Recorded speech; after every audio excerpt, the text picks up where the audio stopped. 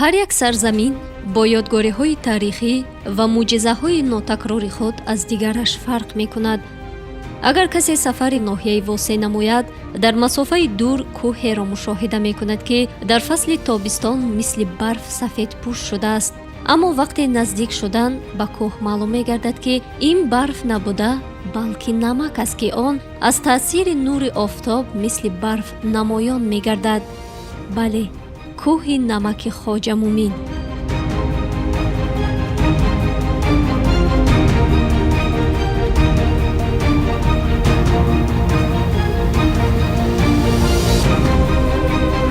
таъмини амнияти озуқаворӣ яке аз ҳадафҳои муҳими стратегии мамлакат ба ҳисоб меравад. дуруд ба шумо тамошобинони азиз.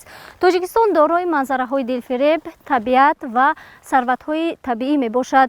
кони табиӣ кӯҳи намаки Хоҷа Мӯмин аз зумраи чунин конҳо, сарватҳои табиӣ ба ҳисоб рафта, айни ҳол мо қарор дорем дар ин мавзеъ.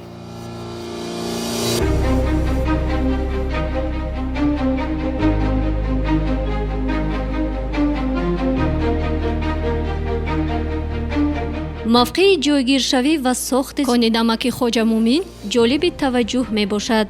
он дар 22 километр самти шаҳри Кӯлоб дар маҷрои дарёи Яхсу ва Сурхоб қомат афрохта, яке аз кӯҳҳои калонтарини намаки на танҳо ҳудуди Осиёи Миёна, балки дар арсаи ҷаҳон мебошад.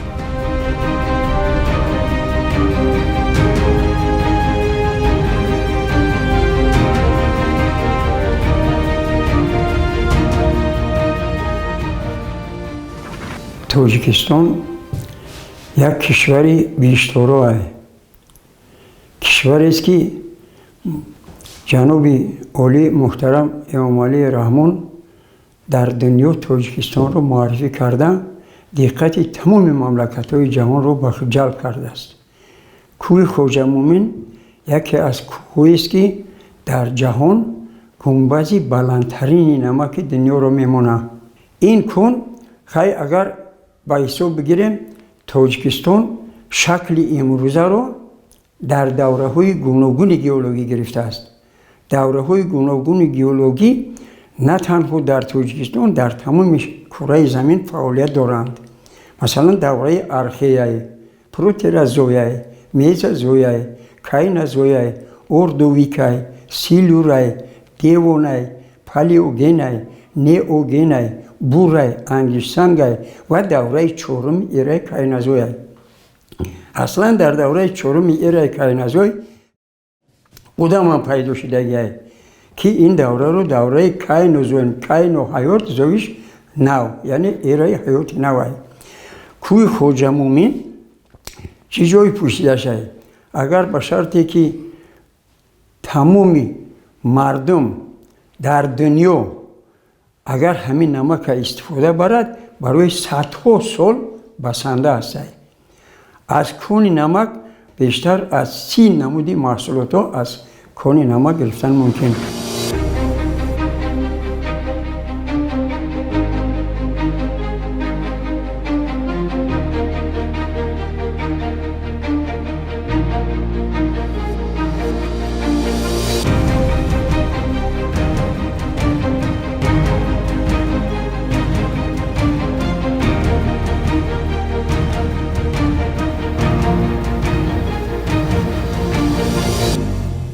дар натиҷаи тадқиқоти кӯҳи намак маълум гардид, ки гумбази намаки Хоҷа Мӯмин аз сатҳи водӣ 880 метр ва аз сатҳи баҳр 1334 метр баланд буда, ҳаҷми он тақрибан ба 55 километр мукааб, диаметри қутраш бештар аз 8 километрро ташкил мекунад. ин гумбази намак аз замонҳои қадим то кунун диққати сайёҳон ва тадқиқотчиёнро ба худ ҷалб кардааст. дар омӯзиши пайдоиши ин кӯҳ фарзияи олимону бостоншиносон гуногун буда, ба ақидаи аксари онҳо намаки Хоҷа Мӯмин дар кӯлҳои шӯри охири давраи Юра ҳосил шудааст.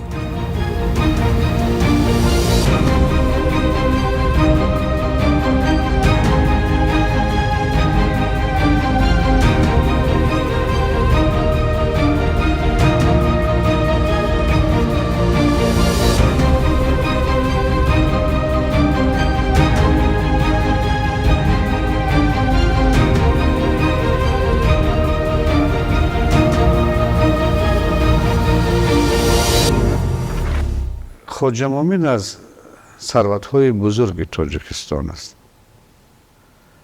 ина ба давраи хеле қадим нисбат медиҳанд, ё дар ибтидои давраи мезозой ё кайнозой аст ки пайдо шудааст. Тақрибан миллионҳо сол зиёдтар аст, ҳамчун захираи кӯҳи намак.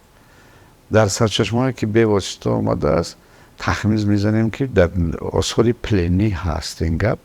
вақте ки он менависад ки дар ҳамин минтақаи дар Боғтар як кӯҳи бузурге ҳаст ки дар он ҷо намаки сафед ва сурхчаро об мешӯяд. яъне ҳамон ишора карда мешавад ба дарёи Панҷа ки аз самти Афтобарош ҳаст. шояд он замон боз паҳновартар ба дарёи Панҷ. баъдтар дар асрҳои дигар низ ҳаст. Масалан дар таърихи Табари низ ҳаст. бештар бо номи кӯҳи намак ёд мешавад. тамошобинони мо медонанд ки муҳорибаи нақуст соли 725 дар наздики кӯҳи намак рух дод. ин муҳорибаи хатлониён бар зидди арабҳо Асад ибни Абдуллоҳ буд. дар бисёр тасвири аҷиб дорад. аз рӯи сарчашмаҳои таърихӣ, ҷуғрофӣ, асри миёнагӣ, форсию арабӣ дар ҳудуди Тахористон, Боғтар, Хуталон, Хатлон 4 кӯҳи намак мавҷуд буд ва бузургтарини онҳо кӯҳи намаки Хоҷа Муъмин ба ҳисоб меравад. аз рӯи сарчашмаҳои илмӣ пайдоиши кӯҳи намаки Хоҷа Муъмин ба давраи Юра мансуб аст ки ин 145 миллион сол пешро дар бар мегирад ва барои дар сатҳи 1 километр баланд гаштани ин кӯҳи намак 20 000 сол лозим шуд.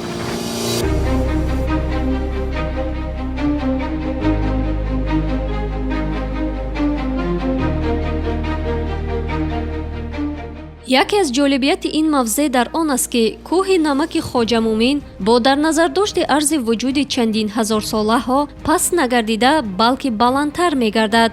пас чаро дар болои гумбази намак солҳои зиёд барфу борон борида шамол мевазад? оби ҷӯй аз назди он ва дохилаш ҷорӣ мешавад, аммо ҳаҷми он хурд намегардад.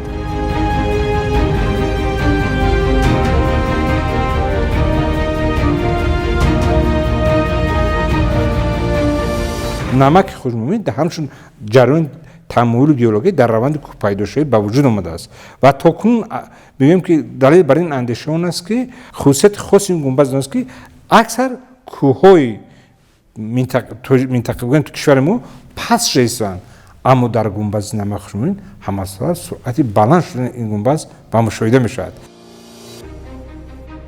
бале, гумбази намак дар давраи инкишофи камолот аст ва табиист ки ҳаҷми он хурд нагардида, балки сол то сол калон шуда истодааст.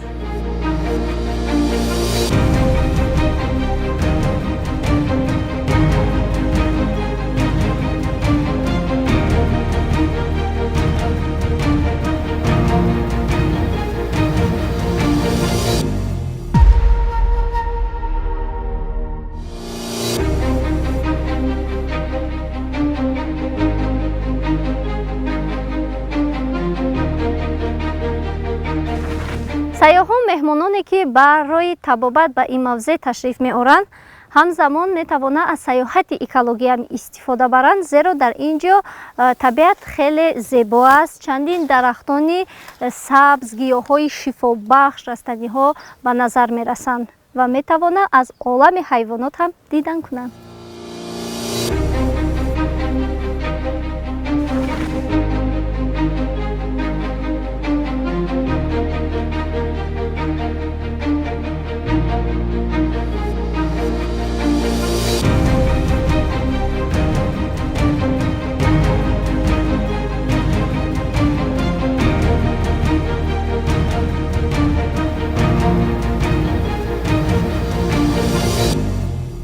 воқеан табиату манзараи дилфиреби ин кӯҳ диққатҷалбкунанда ҳасту фаромӯш нашаванда.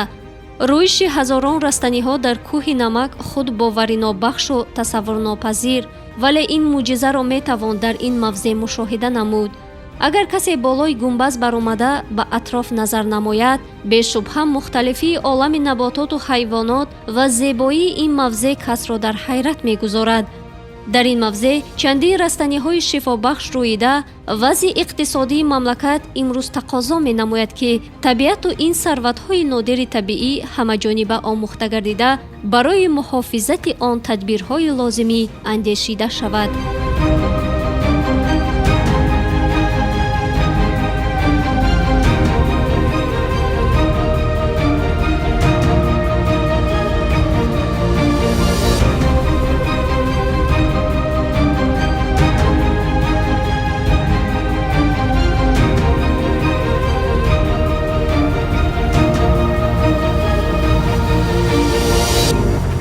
агар сухан дар бораи олами набототу ҳайвоноти гумбази намак хуш меравад, қобили зикр аст ки олимои институти ботаника ва зоологияи академияи миллии илмҳои Тоҷикистон ин мавзӯъро дар солҳои гуногун таҳлилу таҳқиқ намуданд.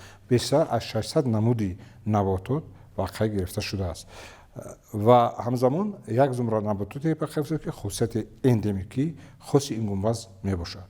ва дар ҳамзамон ҷоиз аст ки дар нигоҳи илмӣ вақте ки дар болои намак бояд растаниҳо насабзанд, лекин дар болои гумбази намак хушмумин растаниҳо ба таври васеъ рушду нумӯ меёбанд ва дар ин нуқтаи назар олимону коршиносон бар он назаранд ки вақти он растааст ки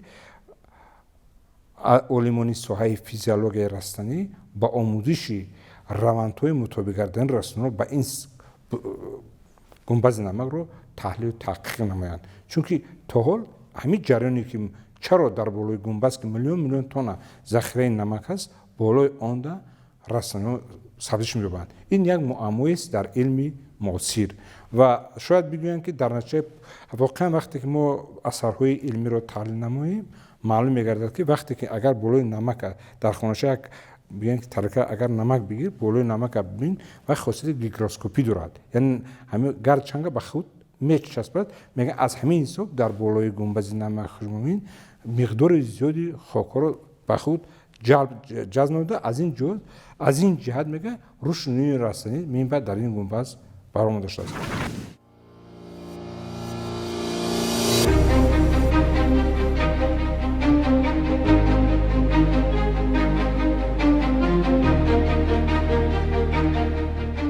боиси зикр аст ки ёдгории табиии хоҷа мӯмин дар тӯли мавҷудияти хеш аз қарнҳои гуногуни осори мухталифи набототу ҳайвонотро дар худ боқӣ гузоштааст. аз ин рӯ ин кӯҳ дар олам ҳамтон надорад. ҷангале ки дар болои кӯҳ ба назар мерасад, дорои чандин ҳайвоноту набототи нодири табиӣ буда, аз ҷониби масъулин пурра муҳофизат карда мешавад.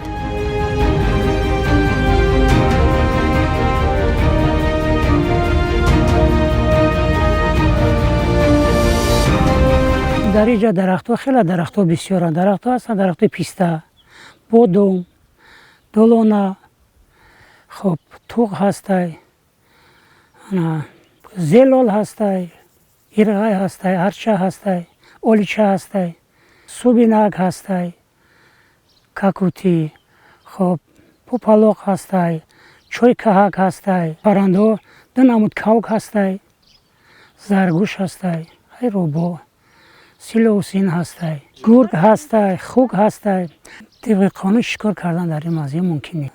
сайёҳон метавонанд биёянд тамошо кунанд. ҷои нағз ҳастай, ҷои тамошобоб ҳастай. вақти зимистон, вақте ки барф баланд мешавад, мо барои ҳамин ҳайвонот мисол кораи биотехникӣ мегзаронем. гандум меорем, алаф меорем, мепартоем, барои ҳамон нест нобуд нашаванд.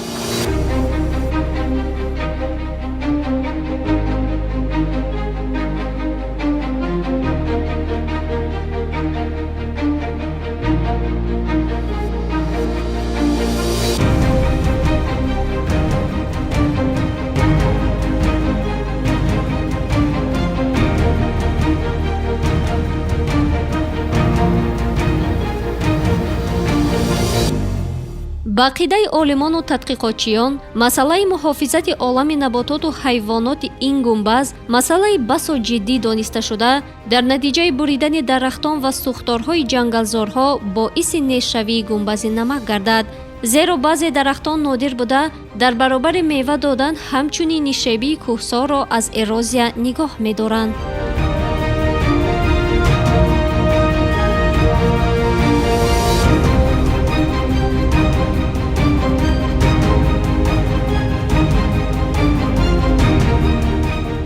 ба гуфтаи баъзе аз мутахассисон, гиёҳҳои ин кӯҳ ҳанӯз ҳам пурра омӯхта нашудаанд. қайд кардан зарур аст, ки нигаҳдории табиат ва бойгарии он, роҳ надодан ба харобшавии ин сарвати табиӣ, инчунин боқӣ гузоштани он барои насли оянда аҳамияти калони иқтисодӣ, иҷтимоӣ ва эстетикӣ дорад.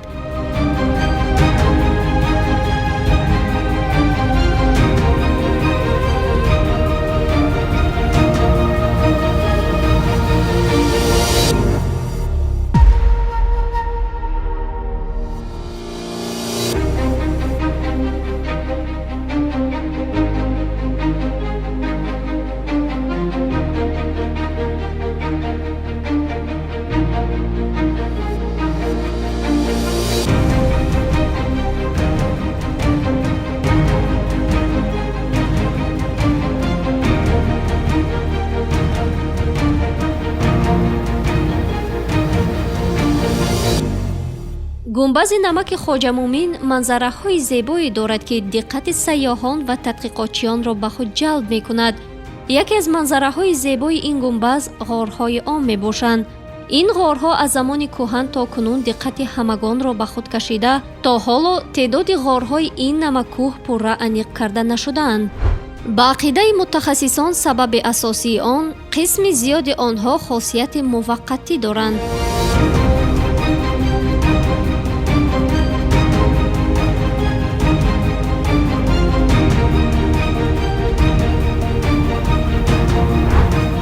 дар кӯҳи Хоҷа Муъмин чунин ғорҳо зиёд ба назар мерасанд ва мутахассисони соҳаи тиб ин мавзеъро барои нафароне ки бемории диқи нафас дорад тавсия медиҳанд.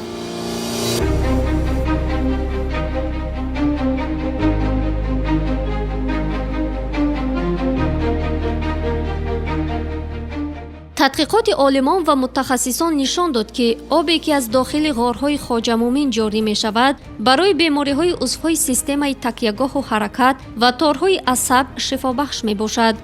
бинобар аз рӯи як қатор аломатҳои табиияш ғорҳо низ аҳамияти табобатӣ доранд.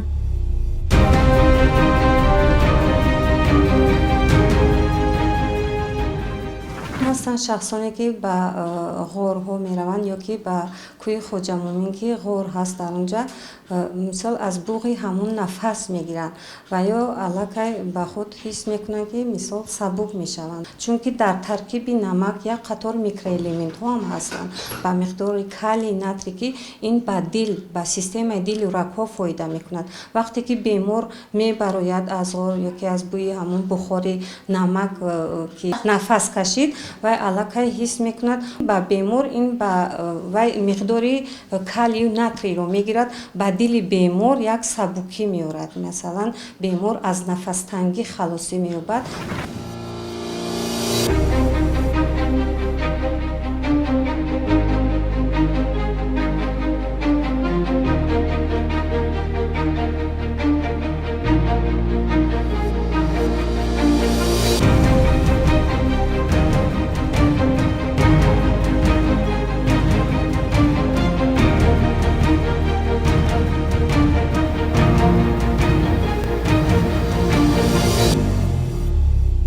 бале, аз як ҷиҳат агар кӯҳи намаки Хоҷа Муъмин барои сайёҳати экологӣ мусоидати хуб дошта бошад, аз ҷониби дигар дар ин мавзеъ метавон ҳамчунин сайёҳати солимеро ташкил намуд.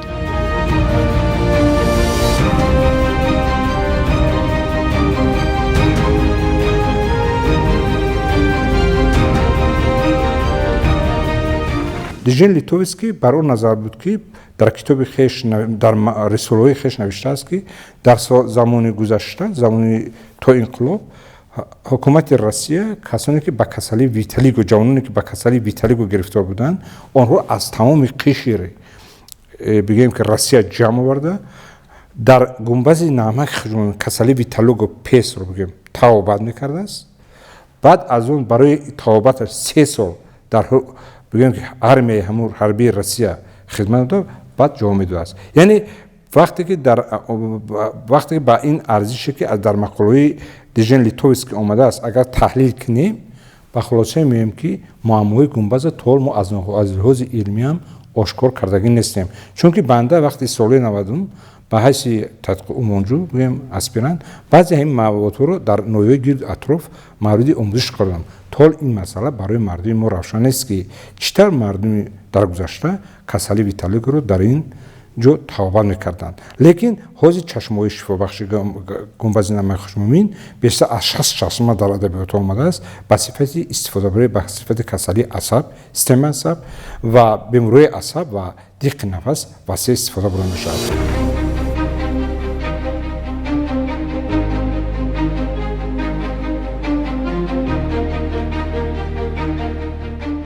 аз нишондоди олимон он чиз мусаллам мешавад ки гарчанде гунбази намаки хоҷа муъмин зиёда аз 1334 метр ба боло қомат афрохта бошад вале қабати намак дар чуқурии замин зиёда аз 4 километр ҷой гирифтааст.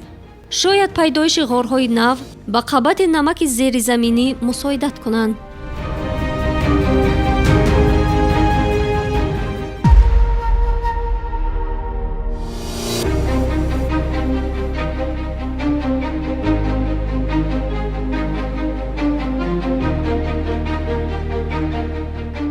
кӯҳи намаки хоҷа муъмин имрӯз на танҳо бо захираи намаки ошӣ мухталифии олами набототу ҳайвонот балки бо чашмаҳои намакинаш низ ном баровардааст. аз доманаю нишебиҳои он зиёда аз 160 чашмаҳои шур ҷорӣ гардиданд ки аксари ҳамин чашмаҳо барои истеҳсоли намак истифода мегарданд.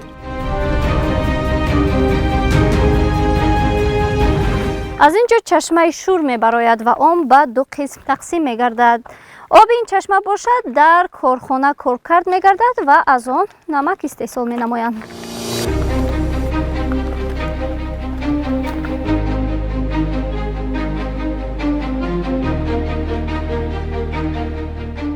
баробари наздик шудан ба кӯҳи намак аён мегардад ки аз дохили он чакра чакра ғадудҳои намакин ҷорӣ мешаванд. ин чашмаҳо аз чуқурии замин фавора зада мебароянд. олимону мутахассисони соҳа муайян намуданд ки дар таркиби оби чашмаҳо намудҳои гуногуни микроэлементҳо инчунин пайвастагиҳои маъданҳои ҳалшуда мавҷуданд. ҳамаи инҳо барои инкишофи организми одам мусоидат мекунанд. бинобар ин оби чашмаҳо хусусияти табобатӣ доранд. ин чашмаҳоро дар чуқуртарин ғор низ мушоҳида намудем.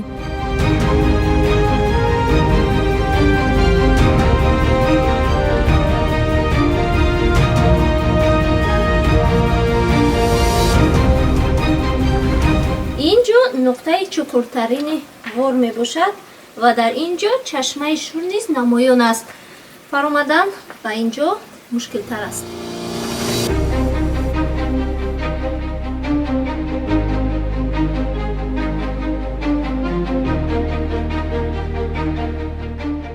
дар айни замон аз тарафи геологҳои мамлакатамон дар қисмати шимолу шарқии гунбази хоҷа муъмин ғоре дарёфт карда шуд ки дарозияш 350 метр буда дар дохили он оби чашма равон аст. дар фасли тобистон ҳарорати ин ғор аз 12 дараҷа паст намешавад. мо ҳам кӯшиш намудем ки ин ғорро ёфта вориди он гардем ва дар кӯҳи хоҷа муъмин ба як ғоре даромадем ки воқеан хеле дароз ба назар мерасид.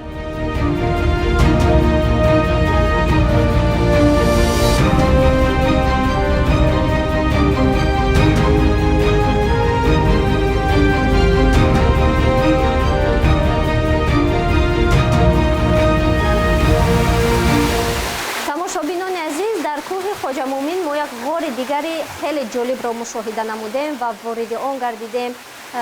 зиёда аз 70 метр масофаро тай намудем ва дар ин ҷо манзараи хеле ҳам ҷолибро мушоҳида кардем ки чашмаи шур аз дохили ҳамин ғор мебарояд ва маҳз ҳамин чашма меравад ба самти завод онҷо коркард мегардад. Ва як чиз дигарро бояд қайд намоем ки чун вориди ин ғор гардидем, бисёр садои ҷолибро ба шунидем, ба гӯшамон расид ки он ба монанди садои паррандагон мебошад.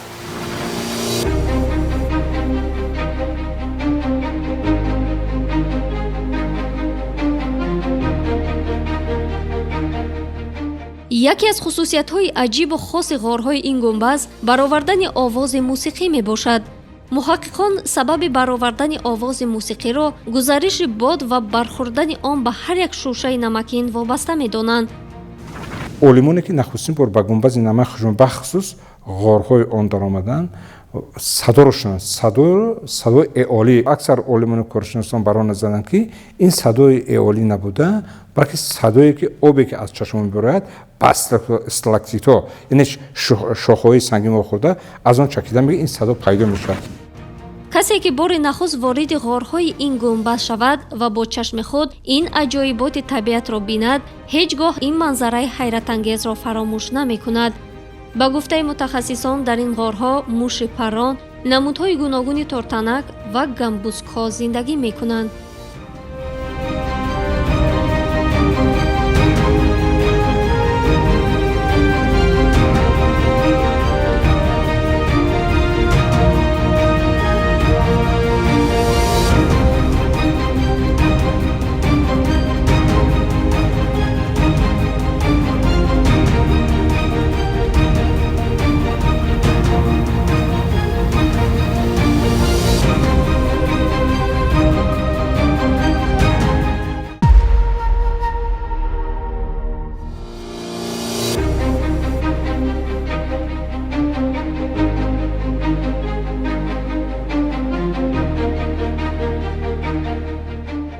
бояд зикр намуд ки намак дар узвҳои гуногуни бадани набототу ҳайвонот ва одам дучор шуда дар ҷараёни фаъолияти ҳаёти организм вазифаи муҳимро адо мекунад.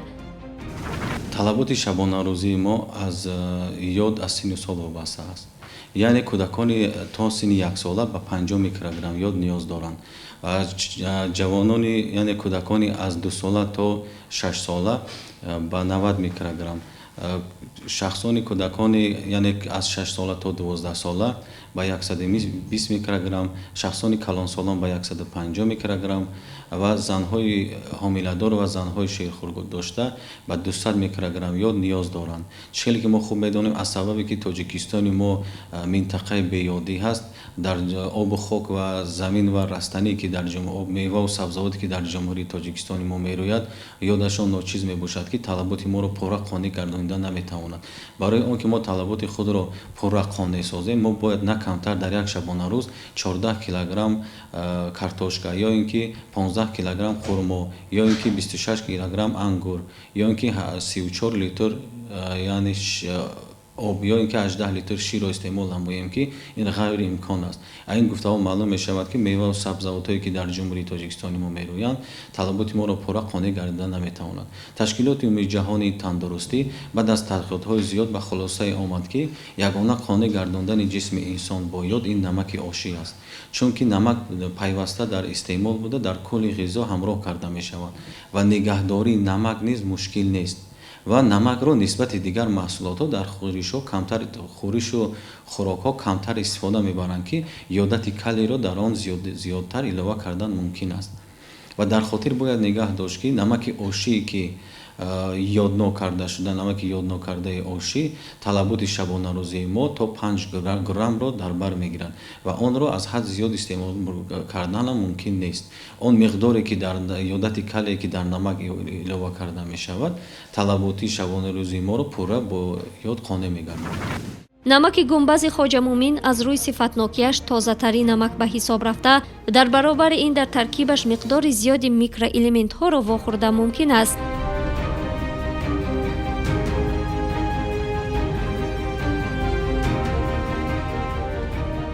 اگر رفت در توجیستان 50 کون نمک باشد، این نمکی است که طبیعتاً خودش یادناک است که برای کسلی های ذوق بسیار فایده کلان دارد. اگر کونهای دیگر در ترکیبشون طبیعتاً یاد نداشته باشند، کوه خواجه مومین از اون کنهای نمکی است که در خود طبیعتاً یادناک است.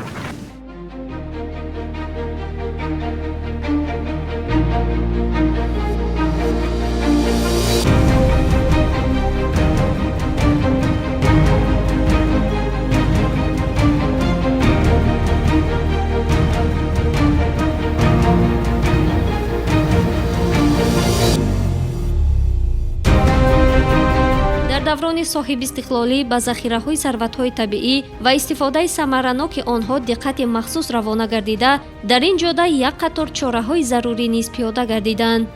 маҳз бо истифода аз конҳои табиӣ имрӯз дар мамлакат чандин корхонаҳои саноатӣ сохта барои истеҳсоли маҳсулот фаъолияти назаррас доранд. бо дар назардошти ин дар ноҳияи восеъ корхонаи саноатии намаки хоҷа муъмин сохта гардида мавриди баҳрабардорӣ қарор дода шудааст. боиси зикр аст ки бо истифода аз намаки кӯҳи хоҷа муъмин ва чашмаҳои он дар корхона намак коркар гардида баъдан ба фурӯш гузошта мешавад.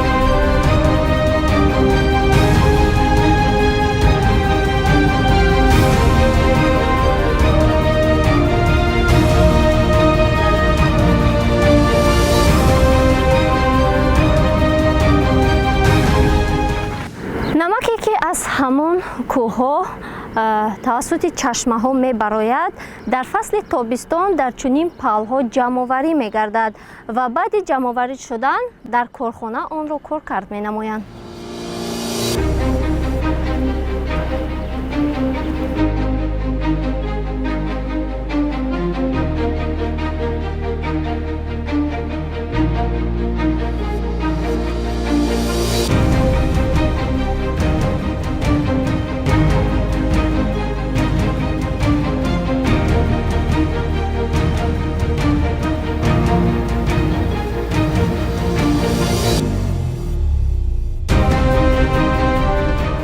дар корхонаи намаки хоҷа муъмин истеҳсоли намаку хокаи ҷомашӯӣ ба роҳ мондашуда дар як сол 6500 тонна намак, 200 тонна хока ва 10 тонна моеъи ҷомашӯӣ истеҳсол менамояд.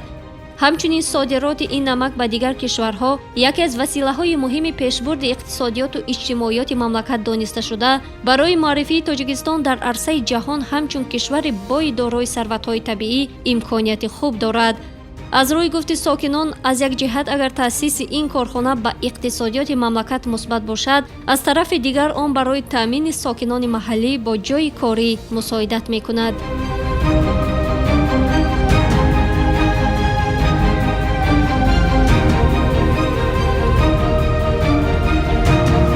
чашмааст ки дар ин корхонаи намакбарорӣ кор карда истодам. бисёр миннатдорам ки чунин корхонаҳоро таъсис доданд. мо занони хонашин ба ин кор ҷалб шудем. дар ин фаъолияти корӣ ман аз уҳдаи ин кор ба хубӣ баромада истодам ва музди меҳнати худро ҳалол гирифта истодам. зиндагии худро пеш бурда истодам. мо аз роҳбарияти Тоҷикистон бисёр миннатдорем ки чунин корхонаҳоро ба мо таъсис доданд ва мо ба ҷои кор таъмин ҳастем.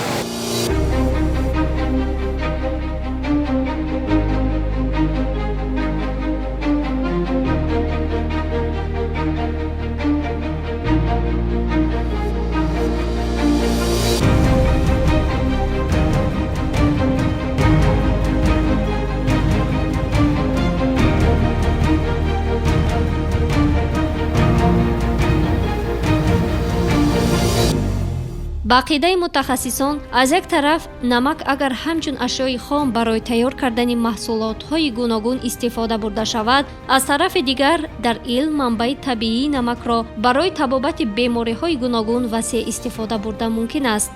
бинобар ин намак на танҳо ашёи хом, инчунин ба сифати маводи илмӣ барои пешрафти илм мавқеи хосае дорад.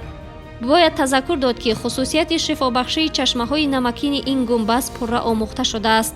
аз ин рӯ бисёрӣ аз олимону мутахассисони соҳа фикр доранд ки сохтани хонаҳои табобатию истироҳатӣ дар ин кӯҳ саривақтӣ буда чашмаҳои шифобахши хоҷа муъмин ба дармонгоҳи одамон табдил дода шаванд.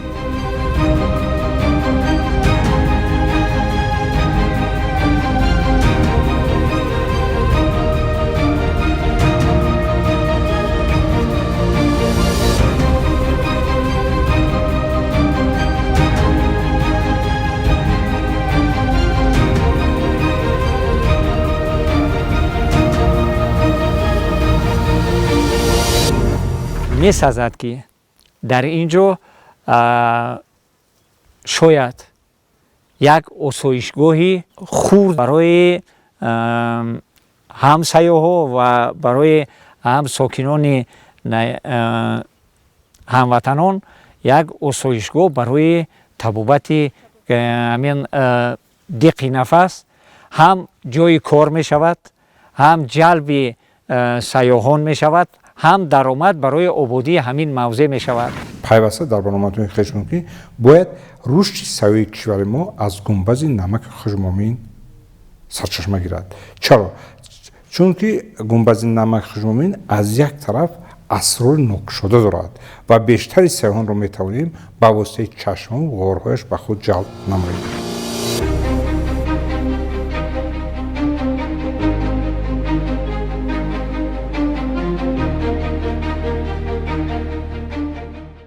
тоҷикистон кишварест ки 93% онро кӯҳсор ташкил медиҳад. ҳар як кӯҳу ҳар як дараи он дар худ асроре дорад ки диққатҷалбкунанда ҳасту табобаткунанда. агар мо кӯҳи намаки хоҷа муъминро яке аз сарватҳои асосӣ ва мавзеи ҷолибтарини кишвар гӯем, бешубҳа хато намекунем. минтақаи мӯътадил ҳастем тоҷикистон, минтақаи ним субтропикӣ даем ки мо дар сарзамини тоҷикистон 4 маротиба бе ягон моҳбот ҳосил гирифта метавонем.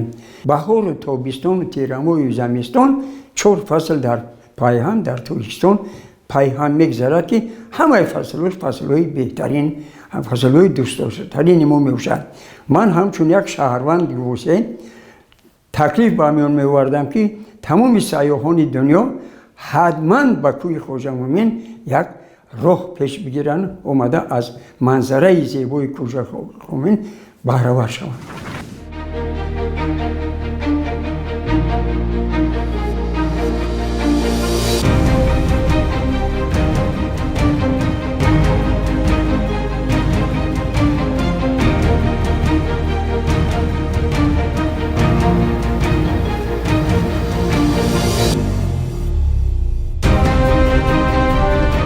воқеан ин мавзеъ беҳтарин макон аст барои табобату сайёҳат. албатта ҳар як сайёҳе ки вориди мамлакат мегардад дар навбати аввал аз манзараҳои дилфиреби кӯҳистони кишвар сухан менамояд ки сарчашмаи асосии ҷалби сайёҳон дониста мешавад.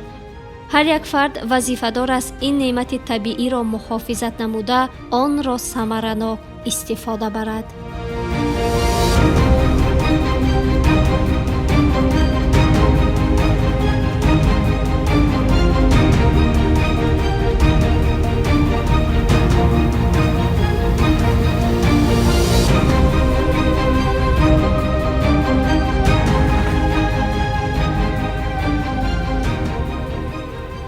бисёр манзараи ҷолибу дилфиреб аст. аз ҳамин ҷо тамоми ноҳияи восеъ намоён аст.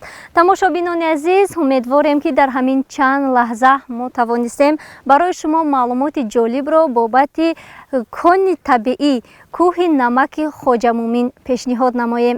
бо барномаҳои дигари телевизиони сайёҳӣ ва ҳунарҳои мардумӣ бимонед.